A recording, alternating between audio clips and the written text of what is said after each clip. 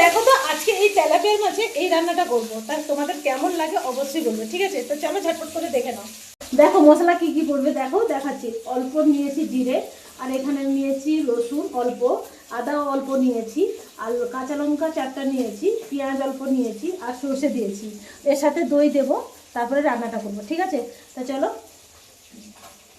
চলো মশলাটা করে নিই, রান্না তো করতে হবে।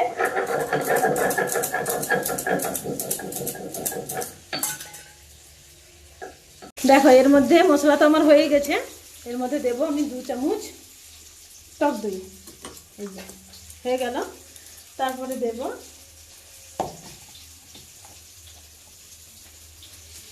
হলুদ মাপ মতো, লঙ্কা গুঁড়ো যে যেভাবে ঝাল খায় সেইভাবে, হয়ে গেছে।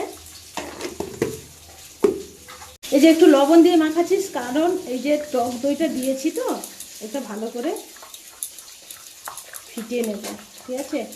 সামান্য লবণ দিয়েছি।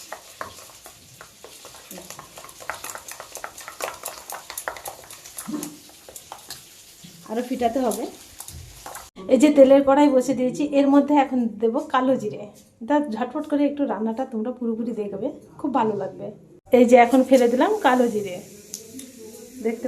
তারপরে দেবো এই ধোয়া রাখা টমেটোগুলো, ঠিক আছে?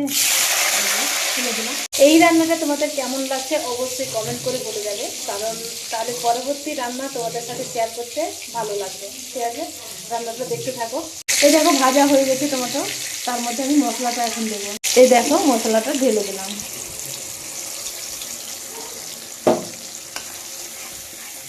এটা ভালো করে একটু কষিয়ে নেব, যতক্ষণ তেলটা না বেরাবে সুন্দর করে কষে নেব। আর কাঁচা মশলা গন্ধটাও করবে না, ঠিক আছে? ভালো করে একটু কষাতে হবে। দেখো আমি লবণটা কিন্তু অল্প দেবো, কারণ তখন মশলাতে হালকা লবণ দিয়েছি, মাছে লবণ আছে। আমি এখন সামান্য দেব, কারণ লবণটা লাগবে মনে হচ্ছে। তোমরা তোমাদের মাপ মতন লবণটা দেবে, ঠিক আছে? আমি অল্পই দিলাম, দিয়ে ভালো করে কষাবো এখন।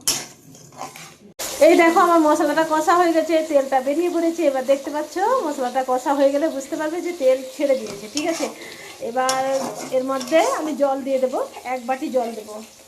এই দেখো 1 বাটি জল দেবো, বেশি দেবো না, যেহেতু তরকারিটা মাখা মাখা মতন থাকবে, গায়ে লেগে থাকবে। এটা ফুটে যাবে ভালো করে, একটু ভালো করে ফুটবে, ঠিক আছে? একটু মশলাটা কষিয়ে নিতে হবে, নাহলে কাঁচা কাঁচা মশলা গন্ধ করবে।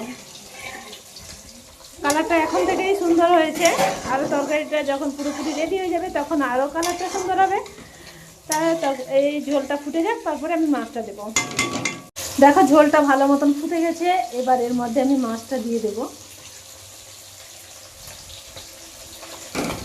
সব কটা মাছ দিচ্ছি।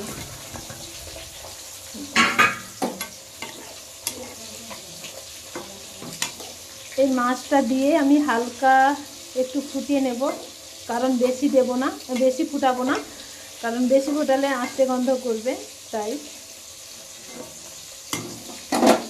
হালকা ফুটাবো।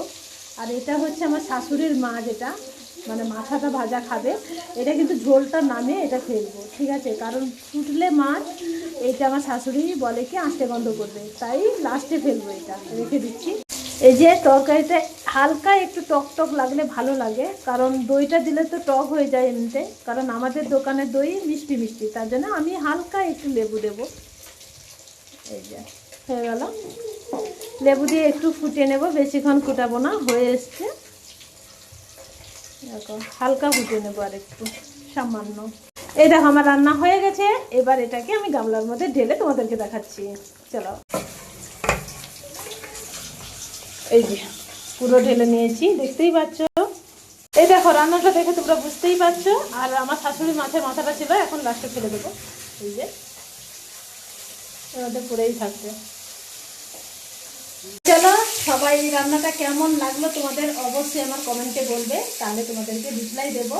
আর পুরো ভিডিওটা দেখে একটা সুন্দর একটা কমেন্ট করে যাবে। তা সবাই ভালো থাকো, সুস্থ থাকো, চলো টাটা।